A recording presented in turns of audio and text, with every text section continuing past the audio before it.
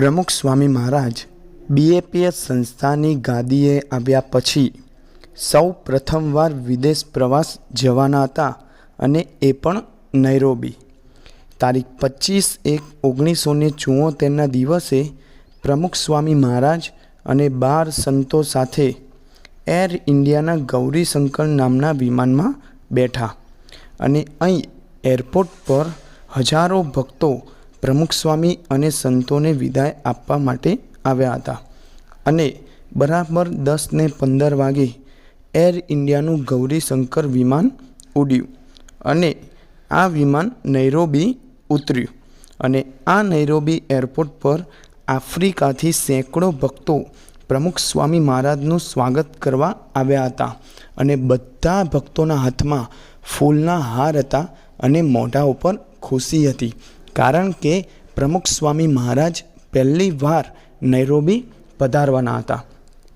પરંતુ જેવા એરપોર્ટ પર પહોંચ્યા કે ત્યાં જાહેરાત થઈ કે પ્રમુખ સ્વામીએ ભારત પાછા જવાનું છે, તેઓ અહીં નૈરોબી એરપોર્ટ પર ઉતરી શકે નહીં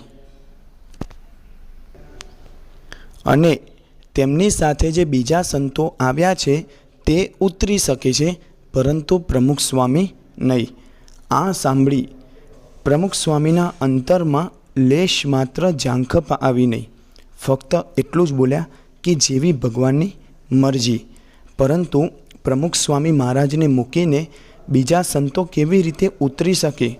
પરંતુ પ્રમુખ સ્વામી મહારાજની આજ્ઞાથી સૌ સંતો સામાન લઈને તૈયાર થયા અને ઉતરવા જ જતા હતા અને ત્યાં જ બીજી જાહેરાત થઈ કે પ્રમુખ સ્વામી એન્ડ પાર્ટી, એટલે કે પ્રમુખ સ્વામી અને તેમની સાથે આવેલા સંતો એ બધાએ આ વિમાનમાં પરત પાછા જવાનું છે, કોઈએ નૈરોબી ઉતરવાનું નથી.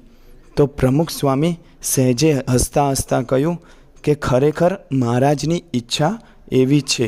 સૌ હતાશ ચહેરે સૂનમૂન બેસી રહ્યા હતા. ફક્ત સ્વામીશ્રીના ચહેરા પર જ કોઈ હતાશા હતી જ નહીં, કારણ કે બધા સંતોને એમ હતું કે ત્યાં જઈને એટલે કે ભારત આવીને બધા ભક્તોને શું મોઢું બતાવીશું અને બધા લોકો શું કહેશે.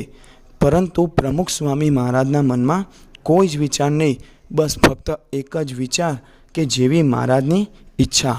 અને આમ તેઓ મુંબઈ પાછા આવ્યા અને બીજા દિવસે તો પાછા પૂજા કરવા પધાર્યા અને સવારની કથામાં બધા ભક્તોને પણ આનંદમાં રસ તરબોળ કરી દીધા.